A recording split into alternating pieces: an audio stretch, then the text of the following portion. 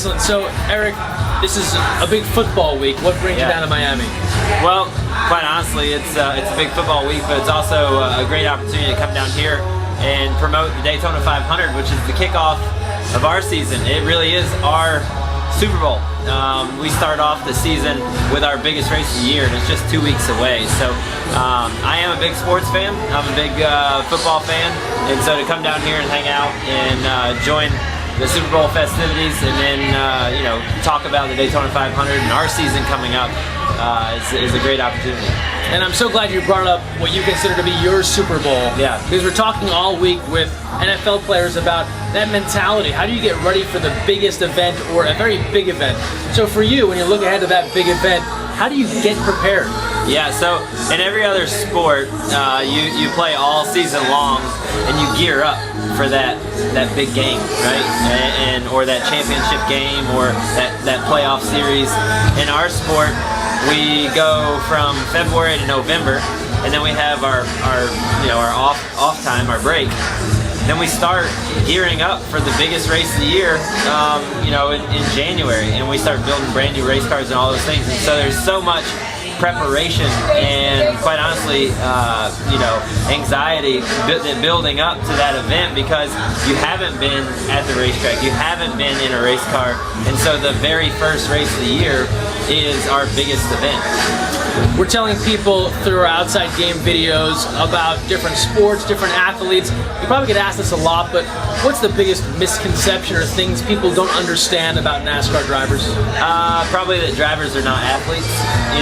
I think most people think of athletes, they think of stick and ball sports or usually, running, track and field, stuff like that. But what we do is actually very physically demanding.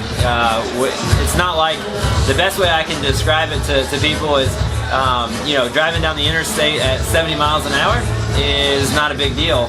But when you get to one of the exits that has one of those circle ramps, if you leave your car on cruise control at 70 and try and make the exit ramp, it gets a lot more exciting. You might hold your breath, right? Yeah. You might hold your breath, you might get the pucker factor, you tense up.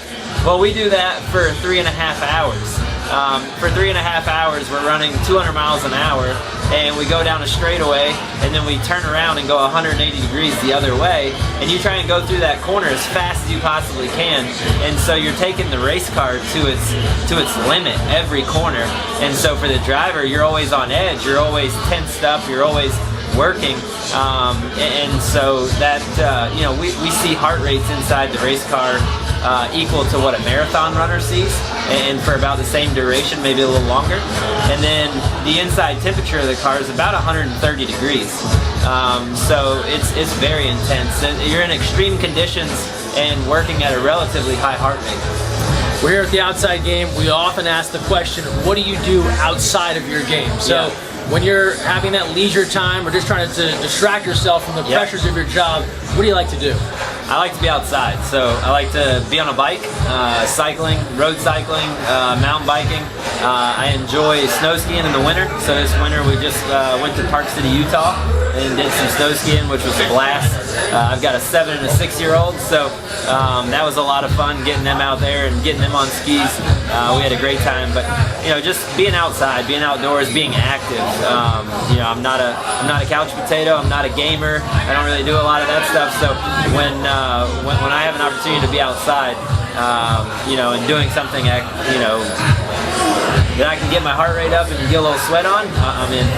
And we know that you have a bit of a tie to football and legendary coach Joe Gibbs in getting your path started to where you're at now. Just tell us a little bit about that and how maybe it all ties together for football fans. Yeah, so Coach and Reggie got together and decided to start a diversity initiative, and they wanted to bring somebody into the sport. Our sport in NASCAR is predominantly, for many, many years, has been predominantly white males and middle-aged white males.